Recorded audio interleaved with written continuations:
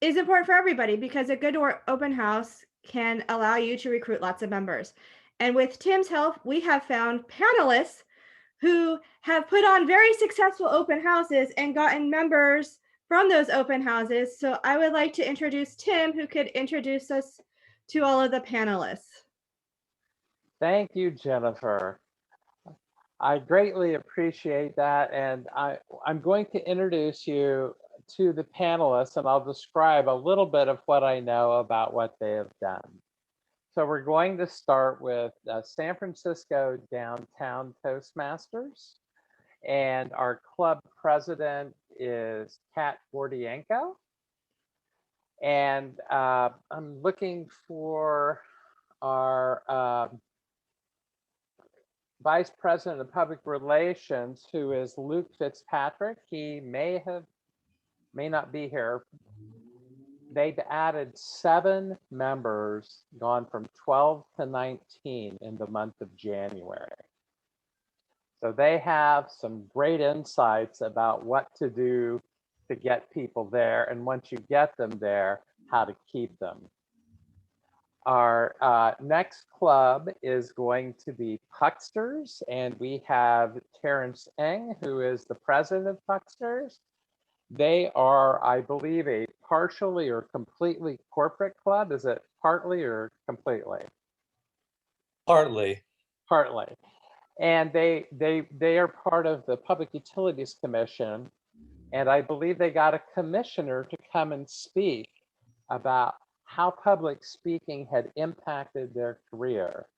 They had 35 guests at their meeting. I also, certainly last and not least, would like to introduce Global San Francisco's president, Dee Nigham, and their vice president of public relations, which is William Wu. They also have added a significant amount of members in the last couple of months, and they've gone from, I think, 13 or 14 to about 19. And I do see that Luke Fitzpatrick has joined us. He is the San Francisco Downtown VP of Public Relations. So back to you, Jennifer. Jennifer will be, we have some questions, and I will be answering questions that you have in the chat and feeding them to our panelists. So if everyone would please remain on mute except our panelists, and we'll take it from there. Back to you, Jennifer. Thank you, Tim. My first question is about advertising. And which platform or platforms such as Meetup, Facebook, LinkedIn, Eventbrite did you use or find the most valuable for getting guests to your meeting?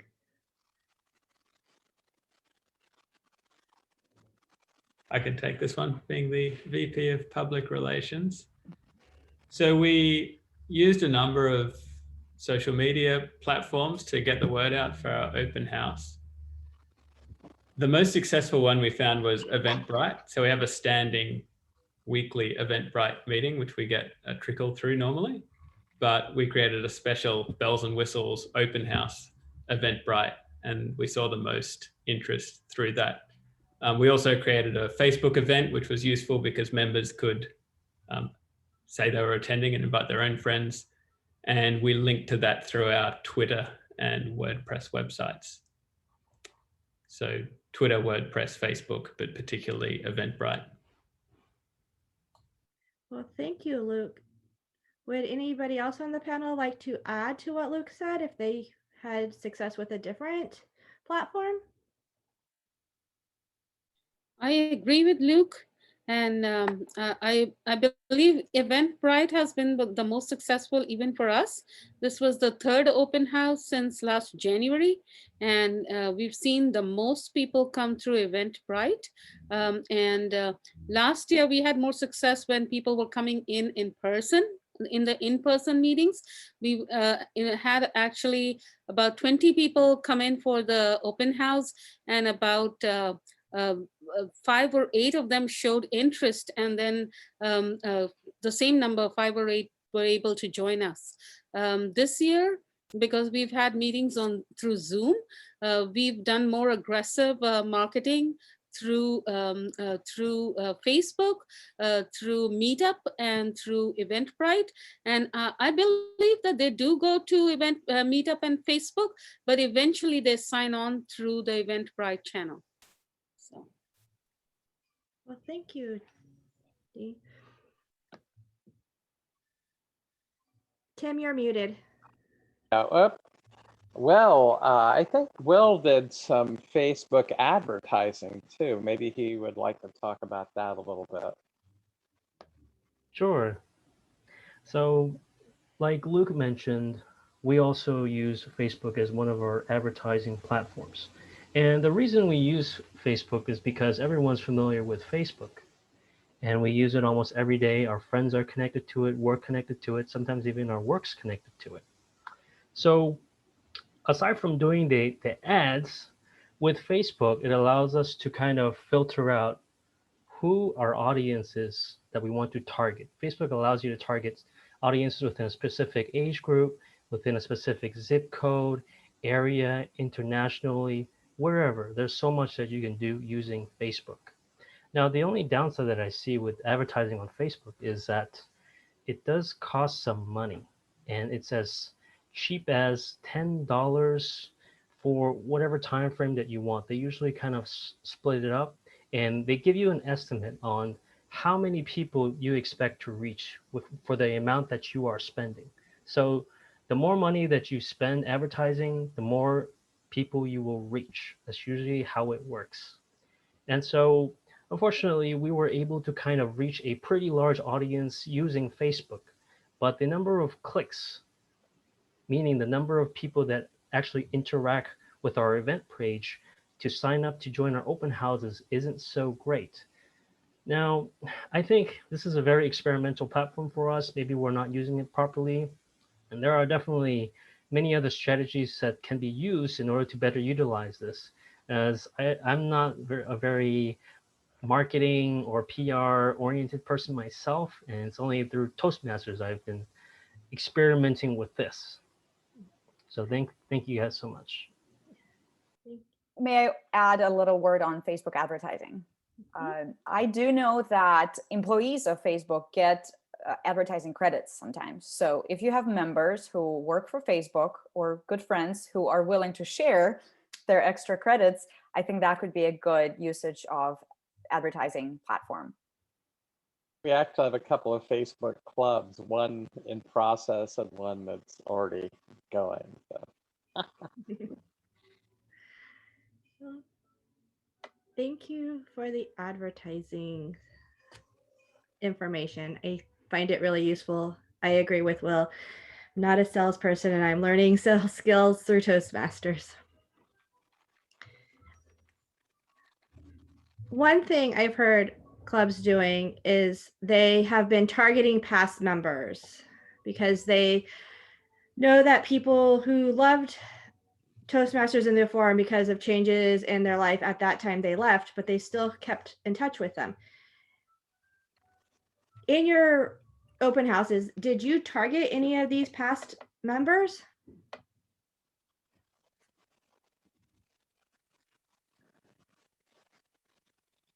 I did. I actually emailed all of the past members that I knew for San Francisco downtown and got answers from almost all of them. And some of them had different life events and so forth and so on, but they were all happy to hear from me. And it was, hey, how are you doing? How's everything going? And it was just that connection that really made the difference. Now, in that particular case, we did not convert them back to members, but I'm pretty hopeful that a couple of them we will. There's a question also in the chat for our panelists. And Alexis asks, are there any rules or regulation for open house formats? I can answer that one.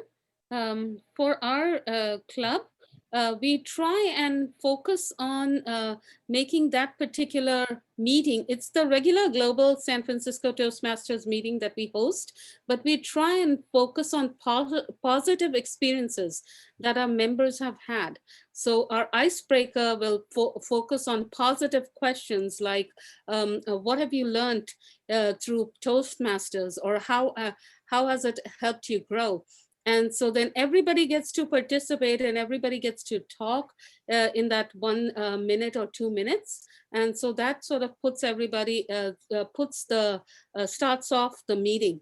And then we try and get our speakers to talk about what they've learned and keep it very inspirational and motivational so that people can see the positive outcome from joining this group.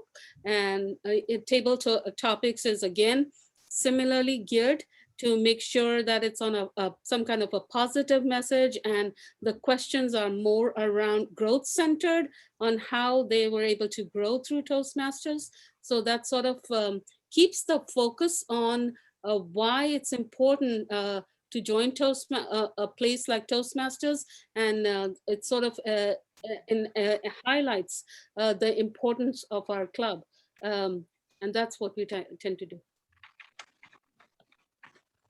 We I think- haven't. Oh, Go ahead. go ahead. No, go ahead. One thing to add was something that we did. We left a little more time for table topics so that our guests can participate. And we asked our guests if they were open to take a table topics question. So we had only 2 speeches, and then there was more time, maybe 20 minutes for the table topics. And that definitely kept the guests very engaged.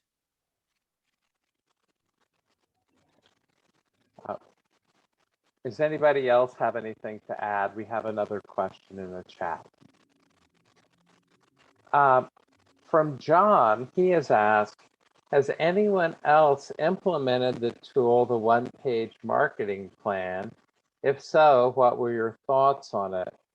Now, I actually am familiar with that, but in truth, I have not implemented it in any of the Toastmasters clubs that I belong to. What's everybody else's thoughts on that?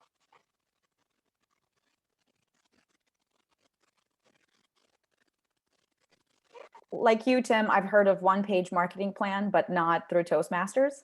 Haven't used it for Toastmasters purposes yet, but our club, and maybe I'm jumping ahead, our club found creative ways to market and promote how much fun we're having in our meetings.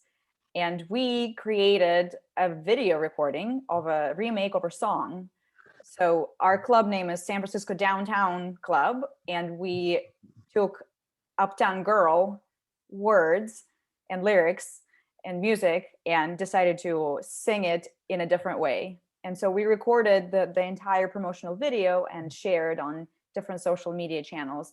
And we feel that that was a very powerful way of communicating how much fun Toastmasters is.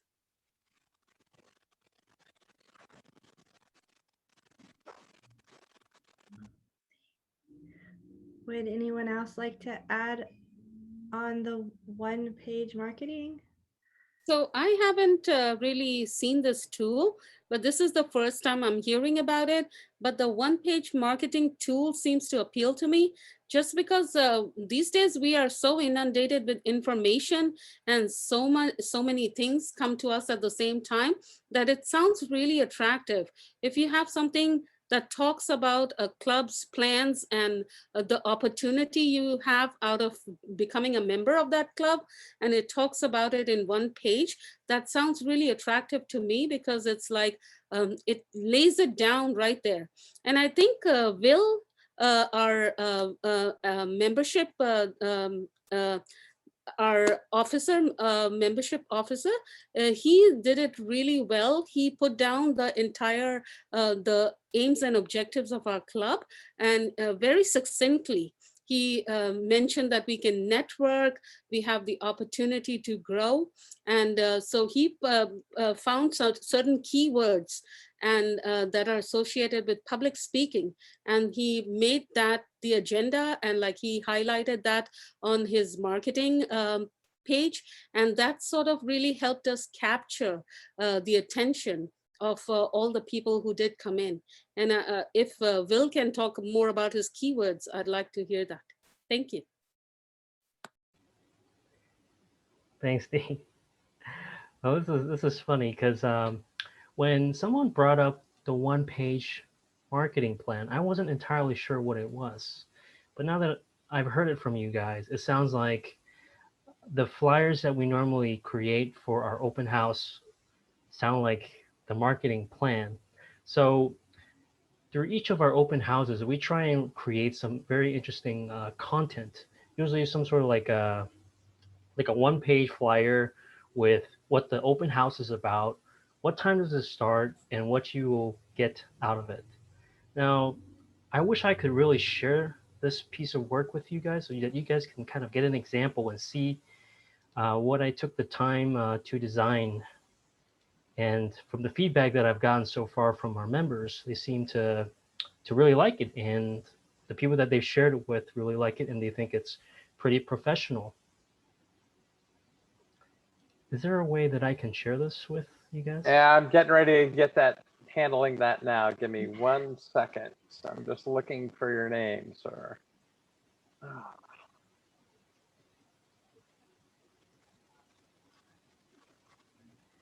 Goodness.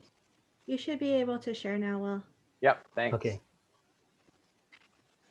It's actually just pictures of the JPEG. So I'm going to try and share this.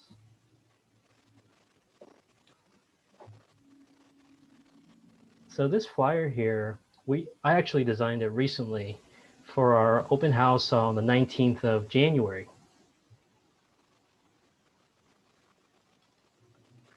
You can just open it up and share your screen too. That may be helpful as well. Oh, sure, I can do that as well.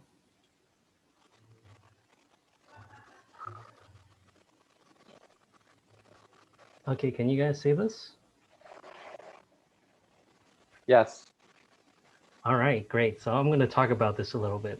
So I actually designed this flyer using this online image editor. It's called Poster My Wall. You guys can Google that. It's just a website where you can edit images for posters.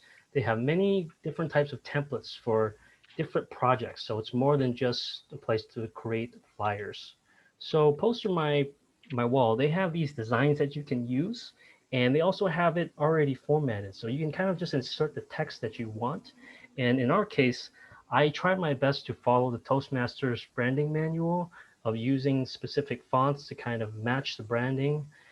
So at the very top, I have the date very big, so you really can't miss it, and what day it's on. It's on a Tuesday. And going down, we have our club presenting what we're hosting, which is an open house, along with the Toastmasters International logo right next to that.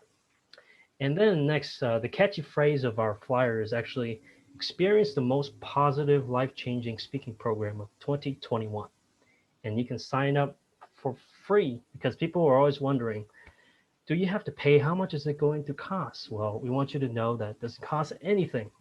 And we also have this QR code implemented into this. We generated that using another tool that you can also Google, like a QR code generator, so that people can use their camera, focus in on that QR code, and it'll automatically bring you into our Eventbrite page, where it has all of the details, more details in depth about what we're talking about at the meeting, and also signing up so you can get our Zoom meeting link. Very important because we don't like to publicly post out our meeting links. And this is something that Tim also taught us for security reasons. You don't want random people joining your meetings and doing who knows what. And next up, we also have the meeting agenda. It will tell people how long the meeting is and what we will be doing exactly at each time bracket. Now, maybe you're not interested in one part of the meeting, and maybe you could even join later just so that you can participate in the part that you are interested. And at every meeting, we also go over the various tools that evaluators use. So by joining, I feel like most of our guests usually get the most out of the evaluations because maybe these are areas that they have never paid attention to when they're speaking. So like clarity, vocal variety, and etc. And then we also have instructions for registering if they're not sure how to register, even though we have the QR code. We tell them scan the code and instructions are there. And if that still does not work, we also, last but not least, have my contact information. So my email, and we also have a Google Voice number that is connected to my number. For privacy reasons as well, I don't give out my personal number, but I use kind of like a secondary number to get those calls. Awesome. I have another question in the chat, unless anybody has anything to add to that. One of the things that Global San Francisco does really well is they also have a QR code so you can scan it and have your agenda on your phone. Something to think about. The question we have next is from Alexis, who said, how did you facilitate your post-open house reception / networking session? Who'd like to take that one on?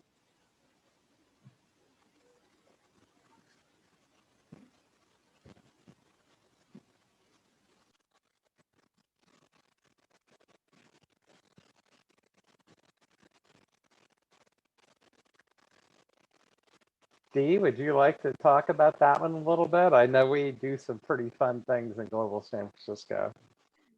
Yeah, sure. So we have a feedback, there's an automatic feedback that happens in our email when the prospective members come in.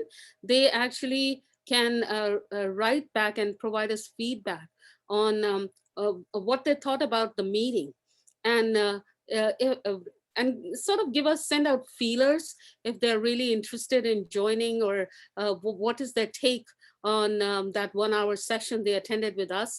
And based on that, we do reach out to people. The ones who are more keen, we reach out to them faster. And we reach out to everybody, but the ones who are more keen, we sort of sign them up. We take go the whole 9 yards with them.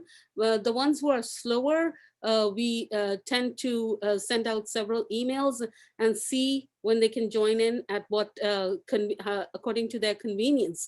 So, and also, before the close of meeting, we do, in every session, we invite our guests to talk and tell us what they felt about the meeting.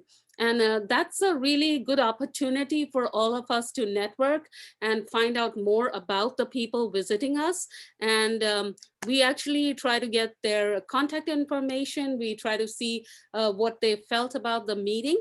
And we, based on that, we actually do reach out. Our turnaround time for reaching out to all our visitors is within 24 to 48 hours. And the ones who are keen, we do sign them on the spot. Also, we, for these open houses, we've been encouraging them by offering a $10 discount so that they feel more, feel like it is an attractive opportunity. It's attractive by itself, but just to get them to sign up because they showed up for that particular open house meeting, we do offer a $10 discount, and we ask them to see if that's something they want to do. It's a signing bonus for coming to our meeting and joining immediately. And if Bill wants to add anything to it, he's the guy who coordinates with everybody. Sure, I'll add a few words to that. So this is kind of similar to what Dee mentioned about. And at the end of the open house, usually guests don't feel like they've spoken enough. Like it's not a lot of time. Usually they get to speak for maybe less than a minute during the icebreaker or during the table topics session. So that's not enough time for me to kind of get to know the guests and what they're looking to kind of get out of Toastmasters. So depending on where I can kind of gauge them, because I like to record what the guests are saying, like to pay a little bit more attention to them when they're at their open house, so that I can kind of have conversations with them when I contact them after the meeting. this is where I actually get to know them. And I'm sure you guys also do the same if you guys are involved in recruiting. And so if those guesses are not sure whether Toastmasters are right for them, I usually kind of just put that out there in the email, and I invite them to kind of join an appointment with me, kind of like a one-on-one Zoom meeting, and just kind of talk about what kind of got them interested in Toastmasters and what they hope to get out of it.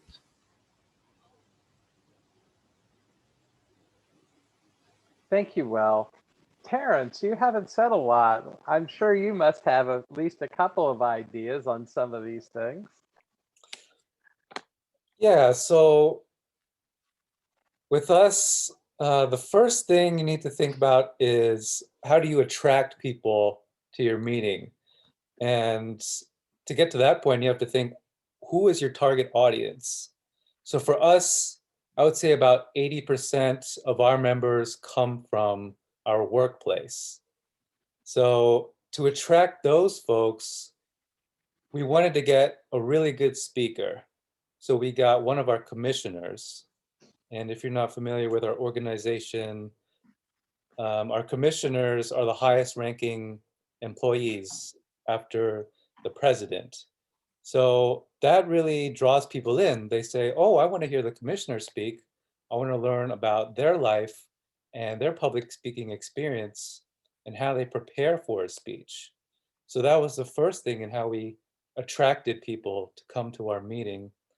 The second thing was we had an Amazon gift card raffle. So I know some of you might not have the budget to do something like that, but I think, you know, even with $25, $50, we gave out 3 gift cards, and I think that helped attract a lot of people to our meeting. We got about 100 people to RSVP to our meeting, and out of those, about 35 people showed up to our meeting. So pretty solid turnout, I think. Everybody was anxious to hear from the commissioner, and after we gave her an opportunity to speak, there was a Q&A where people kind of in an informal setting were able to ask her questions and kind of get comfortable with how we do things at Toastmasters at Well. So those were the 2 things we did to attract people to our meeting.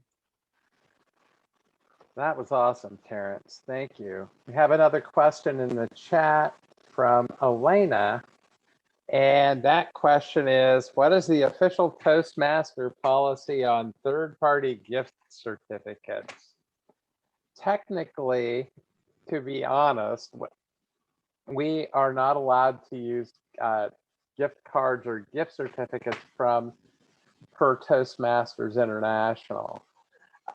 That was something that's a fairly recent change. And there are other things that you could potentially do. Most clubs that are pretty successful in achieving some district incentives also get Toastmasters gift certificates. But so there's a lot of ways you can do things in that regard. Now, another thing that can be done is having a session after the session, which is what Alexis asked about. And I know that Global San Francisco is very successful at that. And what they've done is been able to actually get a lot of people to attend their after parties, after events, and they play Jackbox TV games. And what's that? Code Breakers, I think, is the other one, Will? Codenames.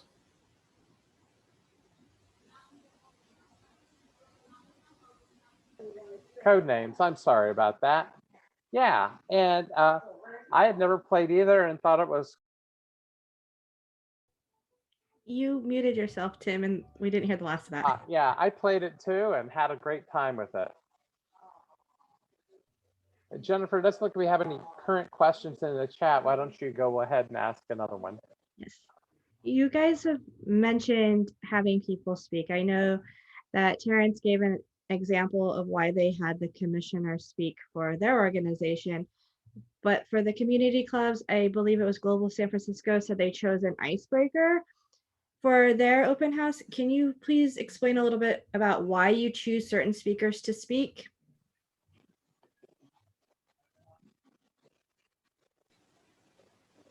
Yes, I guess I can speak on that.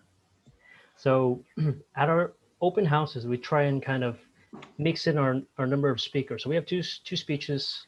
Usually we try and have a kind of up and coming speaker, usually a newer member, and also a more experienced seasoned speaker to kind of make it feel like everyone's going to get something out of it.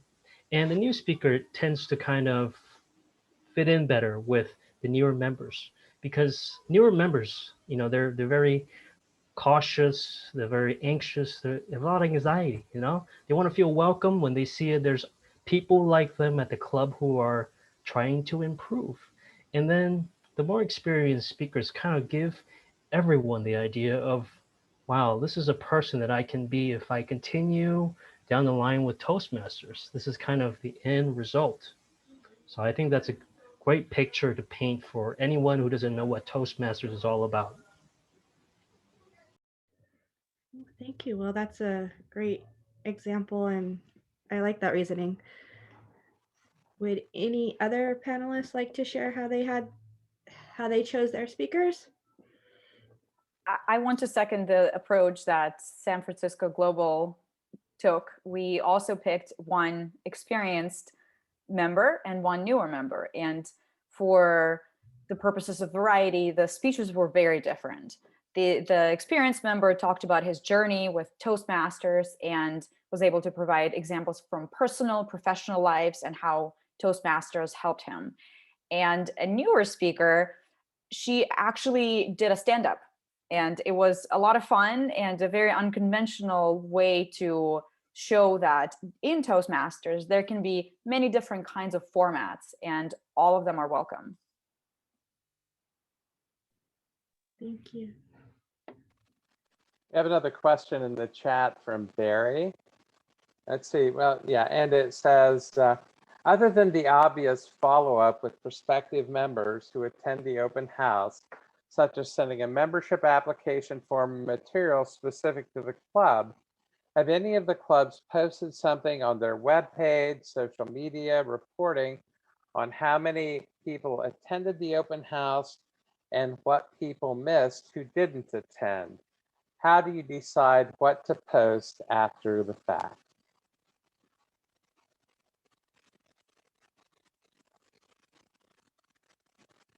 Who would like to handle that one? I can chime in briefly for San Francisco Downtown Toastmasters Club. And I think that's a terrific idea from Barry. It's not something we do in that much detail. For one thing, we don't record the Zooms or take detailed notes. But I think in terms of getting our name out there and bringing it to life with a few highlights, we could have shared some takeaways from the experienced speaker's speech and the less experienced speaker's speech as well. So in terms of how we decide what to post after the fact, I would say we generally just share posts that have been made by the district or provide information about our own club, but maybe bringing it to life with highlights from our actual meetings might help as well. So thanks, Barry. And I'm interested to hear if any other clubs have tried that type of strategy.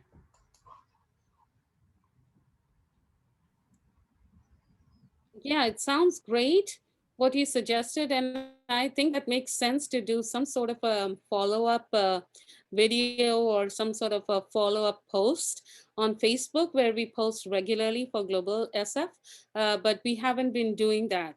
So I think that's a great suggestion. We do sit and analyze it at our officers meeting and our members meeting at how it went.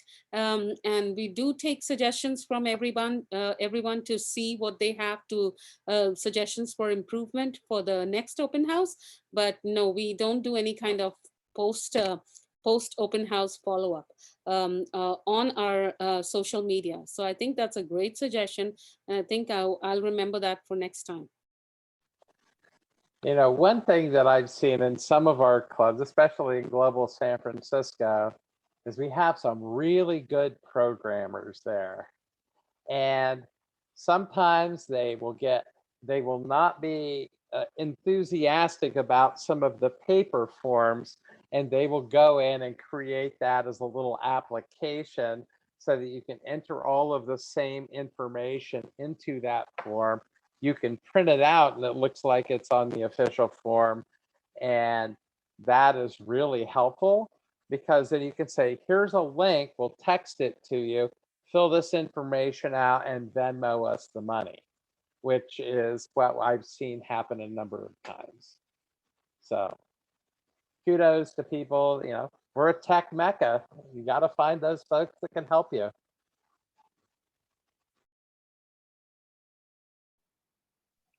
To add to that, Tim, I wanted to highlight that we also have some really good programmers as our members. And we have recently updated our website where we created an easier way to sign up for new members and for guests to get information. And there is an RSVP form, which is a Google form where our guests can leave their email address and we will follow up with them after. This is actually what we did for the open house as well.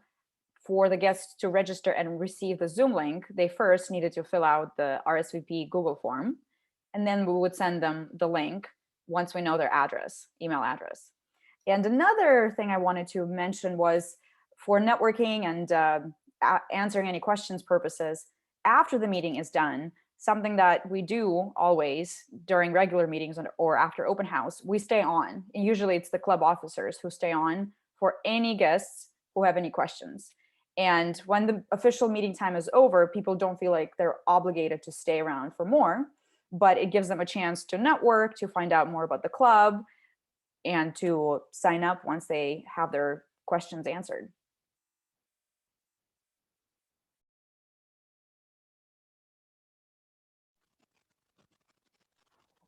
Thank you.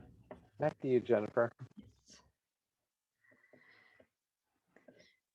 So we've heard a little bit about making a connection in a virtual environment. Other than playing games, is there anything else that you have done to create a connection with your guests during the open house?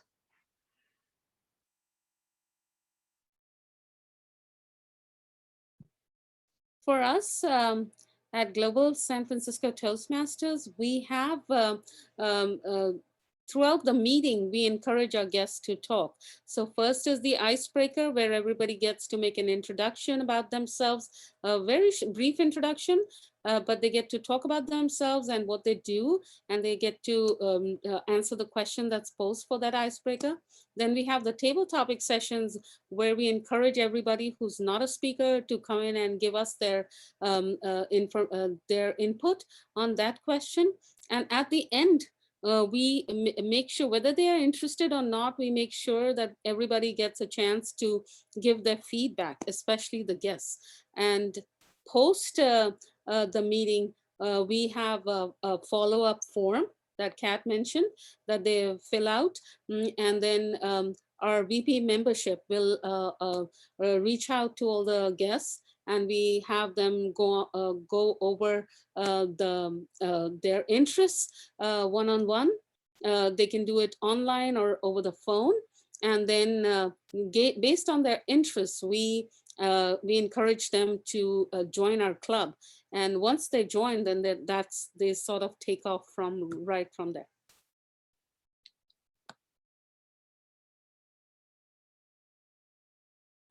Well, thank you, Dee, for sharing.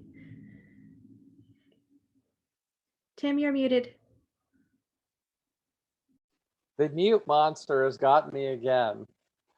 We do have a couple more questions in the chat. And one is from Alexis, which is, which email automation programs do you find helpful, especially to send emails to guests interested in the open house? I know as a district officer, the thing that I love the most is probably yet another mail merge, which saves my life on a daily basis. but other people may use other tools, and I'll let everybody speak to that.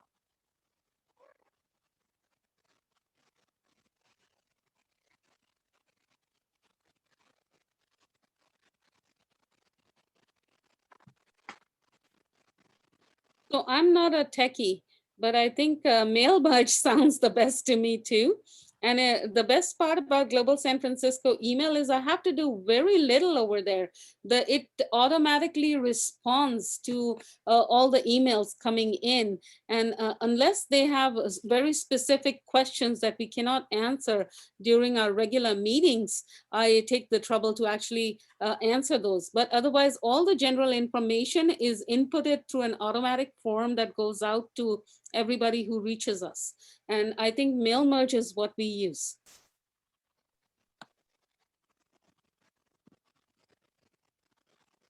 Anyone else like to comment?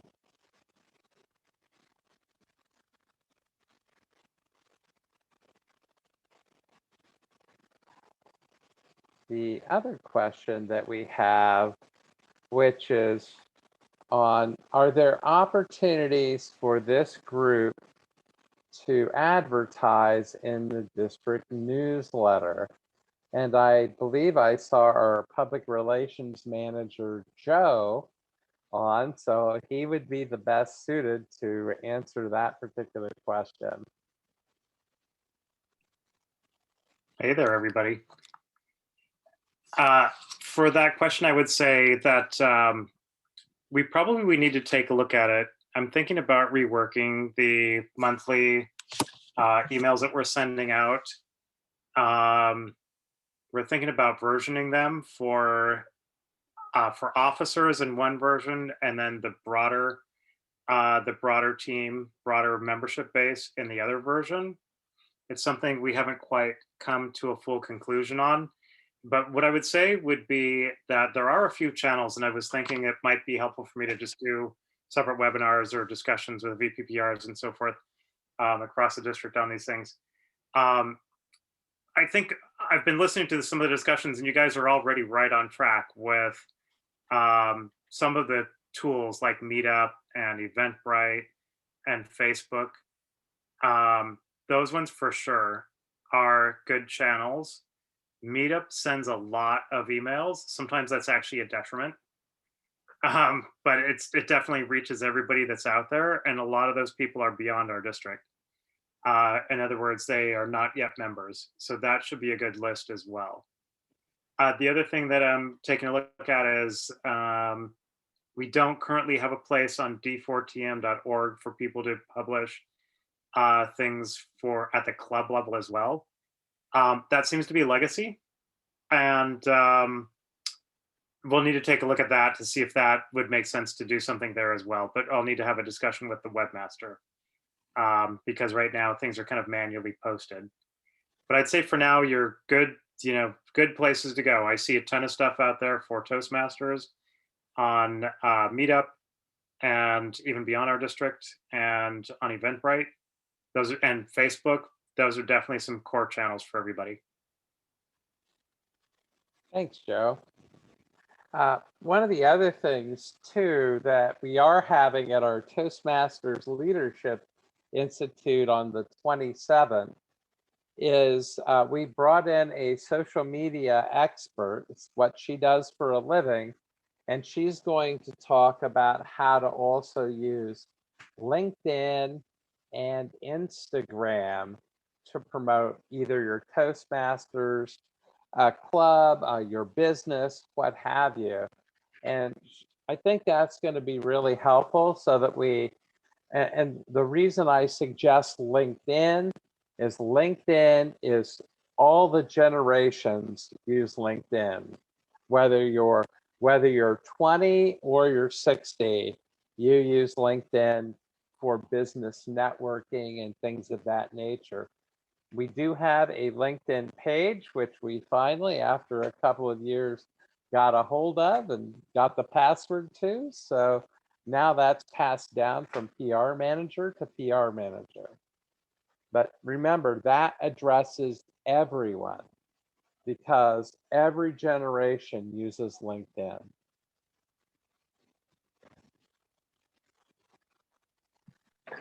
I'm Uh, gonna put the Toastmaster D4 Toastmasters group in the chat. I'll put the URL to that so you guys know where that is. I am curious though, since this is a little bit of an open forum, and I had heard earlier somebody make a comment saying, you know, I'm not really so tech savvy. What about everybody? Because I know for lots of districts, tech savvy, not tech savvy, everybody's at a different stage and everybody's learning through these roles. How do people feel and what would be best help for you? Do you need more of the technical training on things? Or is it more just around the opportunities? Like, here's 10 opportunities for you. Like, where are you getting stuck? The tech piece?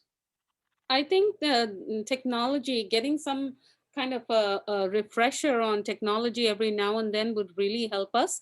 If you Okay. guys could do similar webinars and stuff, because things like mail merge, I'm very confused by it. I understand it. And when other people do it, I can follow it through if they build automatic templates and stuff. But if I have to do it myself, I get really stuck. And Will is really interested in advertising. So he created this nice poster and stuff, but I wish somebody would train me on these things. So I could create posters, so I could put the word out in cafes, local cafes, the library, if it was open. So, you know, you can also put up these flyers in your neighborhood and in all the places you visit. So that would be really nice if somebody would give us a little bit of tech training on these things, on these tools. Okay, so that I'd still like to hear from more. I hear you. That is in line with what I was thinking. I'm curious if there are other voices who have the same or a different opinion and want to voice it. yeah, Joe, I was going to say we do have Joanna said that she feels that some more technical training might be helpful. Okay. And we also have a question after that and talks about from event Agenia, I think. If I blew it, you can shoot me later. What are different agenda variations? But I'll let you take it from here, Joe. Okay, yeah, I'm just looking in the chat real quick here. Follow-up, automations. Okay. Okay, so what I'm going to do is I'm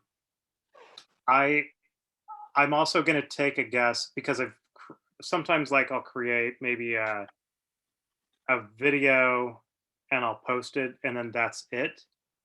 But it sounds like actually what people probably need is more of these open forums where they can learn and also discuss and ask questions. Is that fair enough? Because then I can kind of use more of this format. Would that be helpful? Or is it just like, oh, nope, I want to just, you know, I'll get it. Just give me the video and I'm on my way. I'm seeing some thumbs up. Okay. Okay, so Yeah. why don't we do this, Tim? Why don't we just go ahead and there's probably 5 or 6 topics I can come up with, and we'll do them as a series. We'll do them live. If we need to repeat them, we can repeat them, and we'll help that way as well. And we'll cover the opportunities as well as the technology on how to get there. I think that's a great idea, Joe. Thank you. Okay, thanks, guys. Let's see. Yeah, and some of these tools are not really easy and intuitive. I know I kind of struggle sometimes with doing some of the more complex things in Eventbrite, and I do ask for help. So thank you for that info, Joe. We don't really have any more questions in the chat, and we've, as far as I'm concerned, and Jennifer, I don't know what you'd like to do. I'm happy for this to just simply become a, you know, let everybody unmute and take turns politely asking questions. And we can have either our panelists or Joe or you and I try and answer them if that would be helpful. I think that's a great idea. And if any would like to start with the first question, or please unmute yourself and go ahead and ask.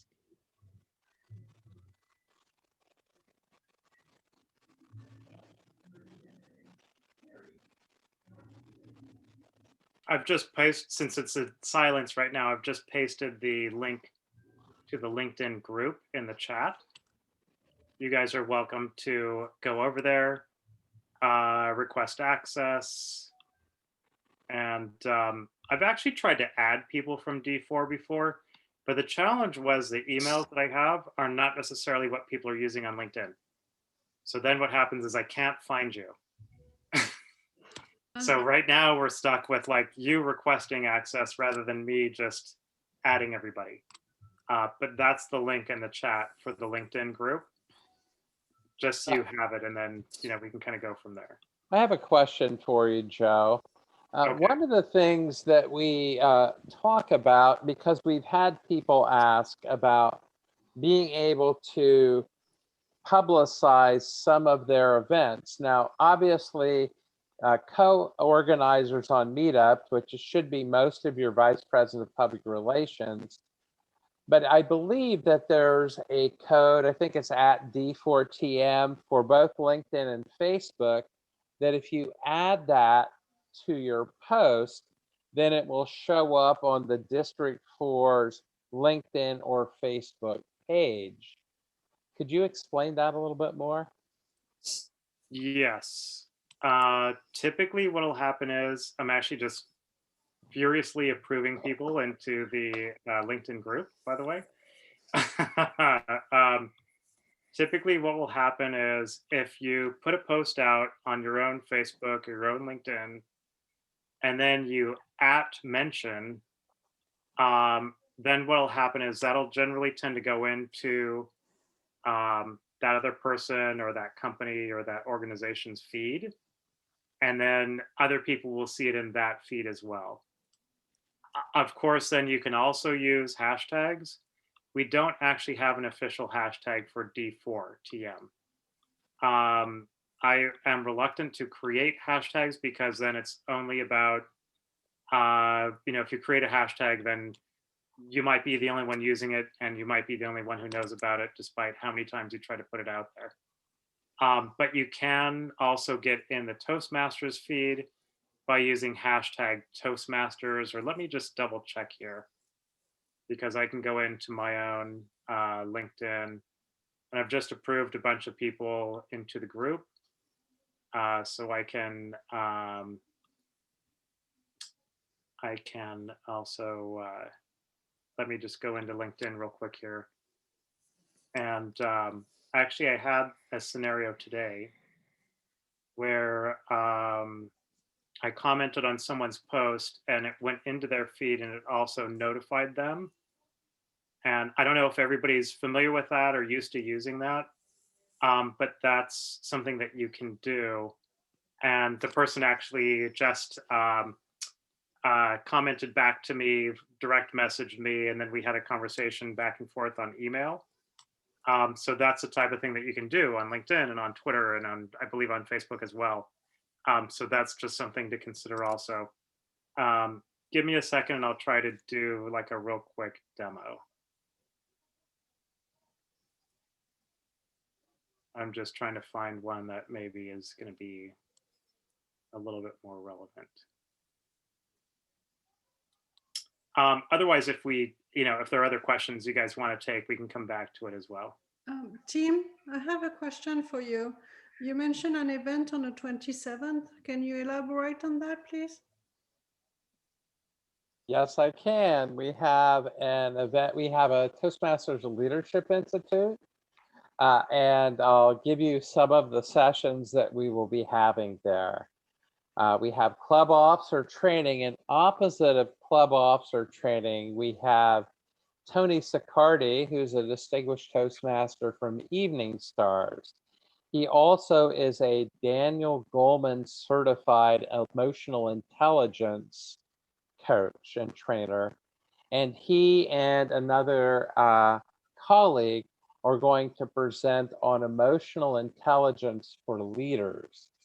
Now, we've trained a good bit of our club officers, but you may want to be able to get your training out of the way so that you won't have to attend that last gasp club officer training and you can attend Tony's session. I know that he did do that training for a couple of other districts, and everybody really got a lot out of it, and they wished that they had made it longer. So the first session of that is going to run about an extra 15 minutes so that he has more time and club officer training has a little bit more time. We also have a lady named Hillary, who is a social media expert. And I saw the presentation she did for another district, reached out to her, and I told her that her presentation was fine.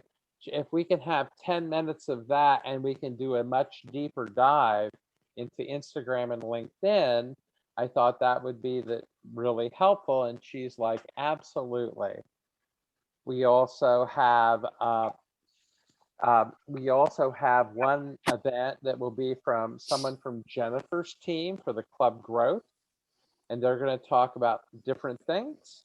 And we have a couple of other speakers as well. This is the 27th. It's a Saturday. Usually it runs from about 8 a.m. to about 12:30 or 1 p.m. So hopefully you can attend. I'm actually putting together the form and the Eventbrite page today after we're done here. So Yeah. thank you.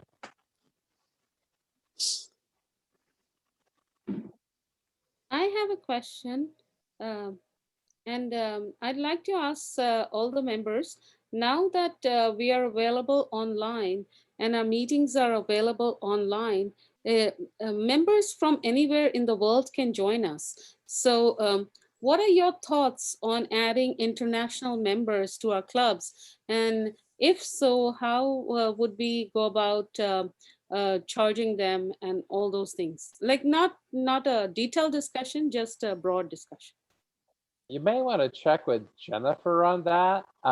She would know a lot about that. I know that the San Francisco downtown did add a member from, we have a couple in the US, not local, and one from, I think, Vancouver, if I remember correctly. And Susan, you raised your hand. Would you like to say something on that? Yeah, we had lost a member because she moved back to the UK. And since we've been on Zoom and we've decided that even when we can meet in person, we're going to be hybrid and allow people to come in from other parts of the world, we're going to keep her. Well, we'll keep her as long as we can. She's been a terrific member. And I think we all missed her during the period we didn't have her. But we're charging her like we charge every other member. Thank you. Yeah, no, thanks for sharing. And that brings up a good point. The payments are still in USD, so they'd have to pay as if they were here. We've had a guest. We had a guest that showed up from Indonesia. Every meeting over and over again, we finally made him an evaluator, and he did that and then he disappeared. So, but we get guests routinely from all over the world in some of these clubs, and I think it's really helpful.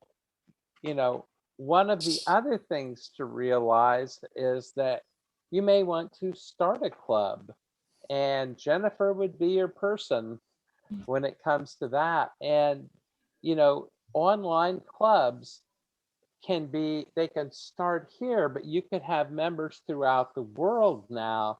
And sometimes we're thinking too small. We need to kind of expand our worldview and bring people in. One other thing I would mention, which I talk about at club officer training, is I went to an advanced club in District 57, and they do moments of truth once a year. And that is a program that kind of helps you figure out to take a serious look at your meetings and how you're doing things and find ways to improve them. And it was really amazing, some of the changes they made just to make our meetings a little bit better. So So I think Joe is ready to show us how to do the at mention. I think that might be helpful. Yeah, yeah, let's do it real quick here. And I'm happy to do it like a clinic or something like this, you know, at another time, so I don't take up everybody's time. Are you able to see my screen? Okay, so in this case, I actually know this person, somebody from my career here, and he is someone who has actually become an influencer because he posts lots of different content like this. And if I actually go and I comment, and I just say what I'm going to say, so let's say it's going to be, hey, at Bob, and then watch what happens. Okay, so he's Bob Evans. So let's see where Bob is going to come up here. There he is. Hey, at Bob Evans. Thanks for posting. Always love seeing your lists. Great to see Adobe. Whoops. Of course, you have to spell right. Spell correctly. Great to see Adobe and Service Now on the list. Okay, so by doing that, I just typed at Bob Evans. It gave me his name and other people who are close. So that is going to notify him. It's going to be in this thread, so other people will see it. Other people will see what I've posted and be notified from my network. And then if I also use his hashtag Cloud Wars. Okay, so I think that's one that he's come up with that he posts to all the time. Let me just double check it. That's something that he's created. Okay, so there we go. There it is there. Then what'll happen is that'll actually go into a place where it can be filtered by Cloud Wars. So if somebody wants to actually search on that, they can. Okay, and then I just hit post. Okay, so what happens in the social network here on LinkedIn is that it's going to actually get a lot more visibility, and then people will go and be attracted. They'll get email notifications, they'll get app notifications, they'll get notifications all over the place. And then it notifies Bob. He can say hello, and then it becomes searchable through this hashtag. And if I click on the hashtag, then it'll probably bring other things up that he's done or that other people have posted too. And you can see here, he's got 565 people following this. So then at some point that'll probably come into the mix here as well. All right, so that's just a very simple demo of what can happen, what you can do, and how you can then start to multiply your reach. And that's what it's all about with social media. Because I don't want to have to pay. I could go out and pay, but I've actually done paid programs before. And I think similar to the experience that others had mentioned that they've had here, what every one of these social networks does is they put a limit. So you can get X amount of reach, you know, like on our PR, our district PR for account for Facebook, we're getting about 50, maybe 60 people almost each post.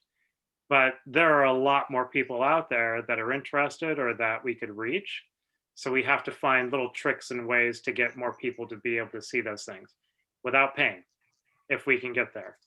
But sometimes people also want to build like a company page for their club. I actually don't recommend it unless you're going to put budget against it. Because these days, what happens is with every one of these social networks, they actually are limiting your reach because they're trying to force you to do advertising and to pay them money. This is social media, although people love it and they love going on there, seeing what their friends are doing. It's all about collecting money from everybody out there. It's all about advertising. Okay, so that was just a brief demo. There you go. Sasha's got the money. Give me the money. So that was just a little thing. I can give you guys some other tips and tricks when we do these other sessions. Was that helpful to just see that little tidbit? Okay, I'm seeing some nods and some thumbs up. Okay, good. Looks like Mark printed a question, but I don't know if that one's for me or not. Actually, a share. I had a unique experience that I think, or it was at least unique to me lately, and it might be helpful. What I found is I had a networking call with an old acquaintance who I hadn't been in touch with in a while, and it was a business related call, talking with her about her consulting firm, and she was just wanted an outside vantage point. And as it came out, she moved in with her mother who had some sickness. The cutting to the chase, it was clear that she was in a position where some good external communication would be helpful for her.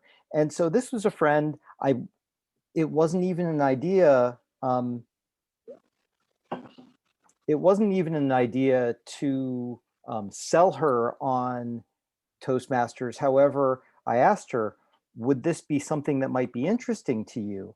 And as it turned out, she thought it would be. And so she's going to start visiting some clubs and potentially join one. The point being, talk to your friends. I mean, COVID is isolating everyone. That's an opportunity for Toastmasters to bring people into the fold, because your clubs are great. Your clubs have gravitas. You've got community. This is bringing people into the community. Do it in a grassroots fashion. What the mention is it's a personal outreach. Joe was reaching out to a friend of his and bringing him into the fold through social networking. And one of the things that I forgot to mention at the TLI is we have a guy named Ray Engen who is going to present on how to have fun on Zoom meetings. Now, Ray is a guy that owns his own company called Humor Speaks. He also used to write for Jay Leno on The Tonight Show, and he's hilarious. And I've seen a bit of what he's going to do. And one tidbit that I'll share, he recommends that you have an award. It could be like a digital ribbon, and that you should give it out for the best spouse, child, or pet interruption. Now, I know that Jennifer and I are really all about the pets, so we get those interruptions on a regular basis. And those are some of the things that you can do to help yourselves. And have fun with this.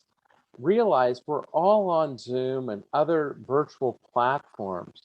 Develop some expertise. Sell that to your past members. Tell them, hey, we're all on Zoom. Well, yeah, we get tired of it. How can we avoid that? How can we better present to help everyone get better at using this? And yeah, I think that our limits are only what our creativity is. And now I'll be quiet. Thank you, Tim. Are there any other questions that anybody has or comments anybody would like to share to help us all? I mean, that's one of the things I love about Toastmasters is we always seem to help each other out and share ideas. So if there's something you would like to say in the next couple minutes, please say. Go ahead and unmute yourself. I agree with Mark.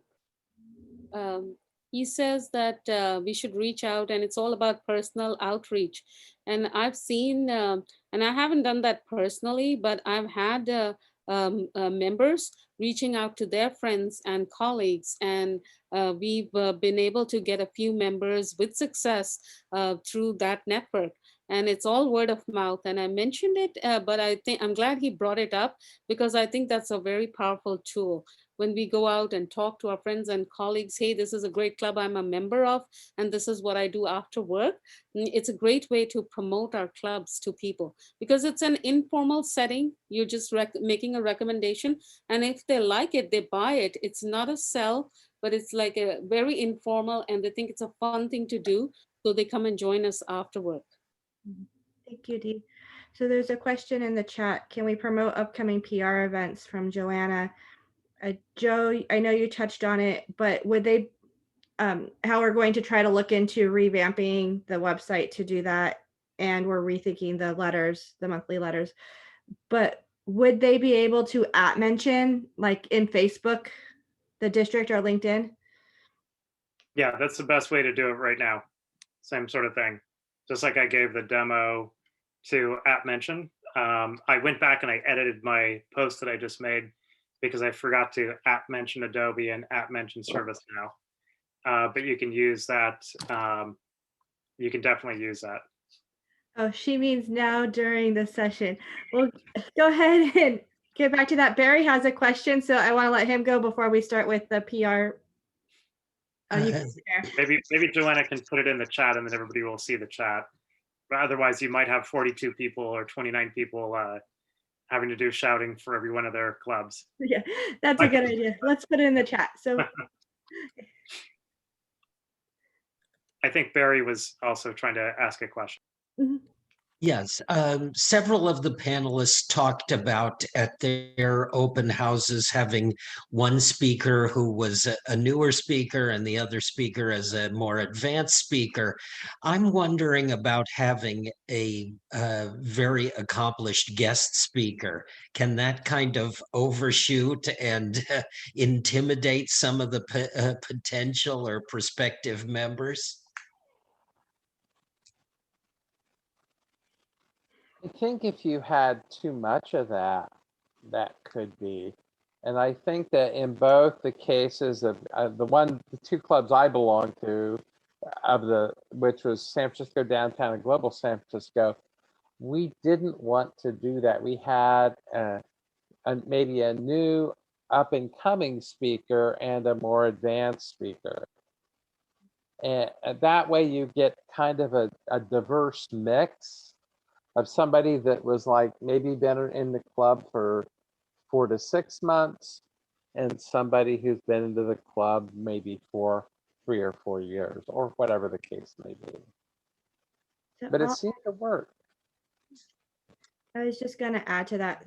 Someone shared with me that if you have somebody that's too advanced of a speaker, it can be intimidating for a guest because they see someone who is absolutely amazing where they're not at that level and they may think this may not be for me because I'm not that good yet.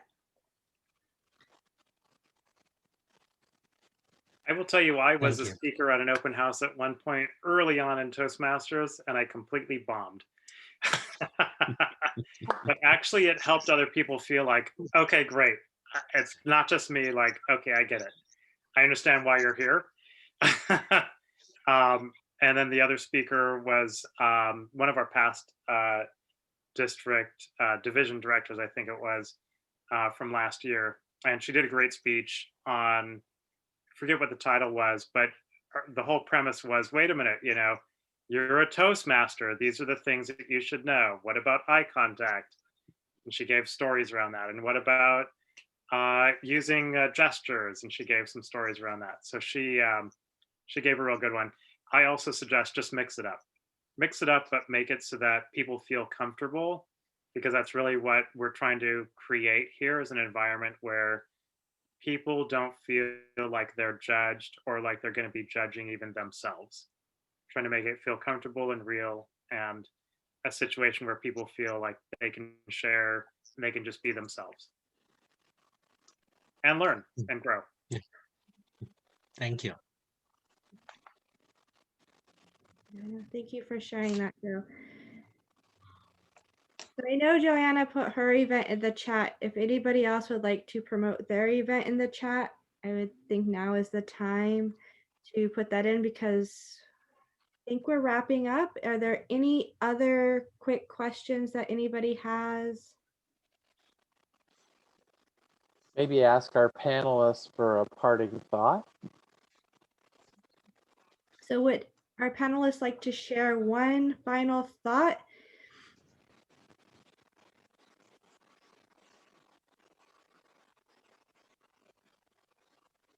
Sure, I can say something. Mhm. So there are so many Toastmasters Club out there. People who don't know or not sure about Toastmasters want to know how your club, can help them. Just think about it, right? There's so many Toastmasters Club out there.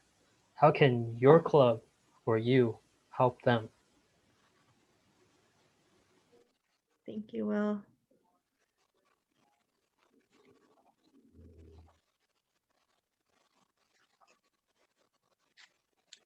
Sure, I guess I'll go next. So I think the first objective is to get people through the door. So advertise, attract people with a good speaker. As I mentioned earlier, we had Amazon gift card raffle. So get people through the door.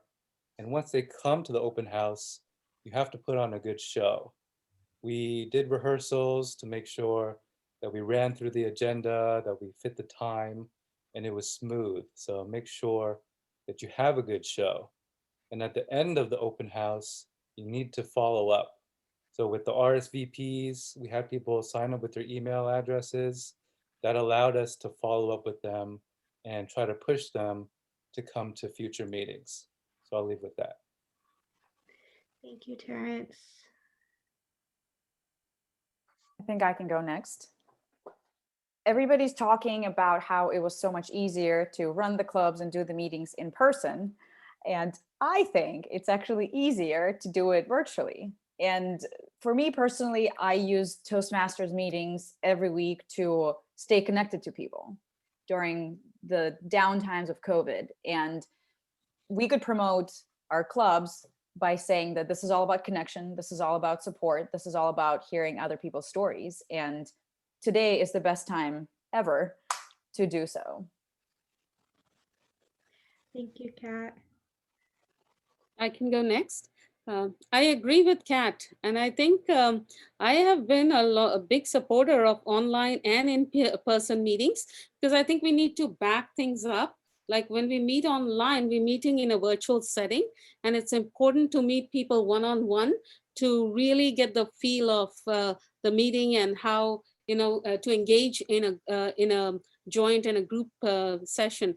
But I think even post-COVID, we should continue both the formats so that we make it as convenient as possible, because I think convenience is the key to everything. If we make it convenient, then people will automatically join, because people are coming from different places and different viewpoints, and since they've got this feel, they've got this taste of online meetings, they'd like to stick to that, and because it works with their convenience. But also from time to time, they do want to see the people they're talking to in person and bond with them. So it's a great way. We should definitely do both, even post-COVID.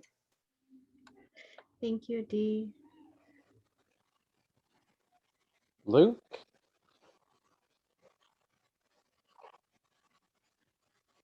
I think yeah, looks like he's still there. Maybe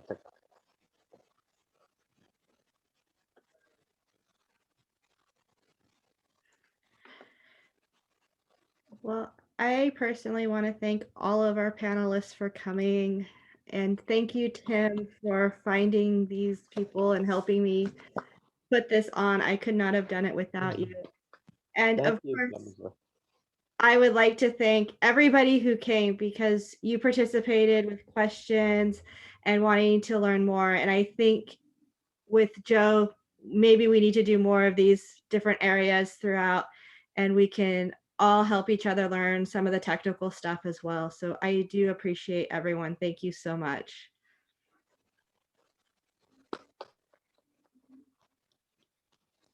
Thanks everybody for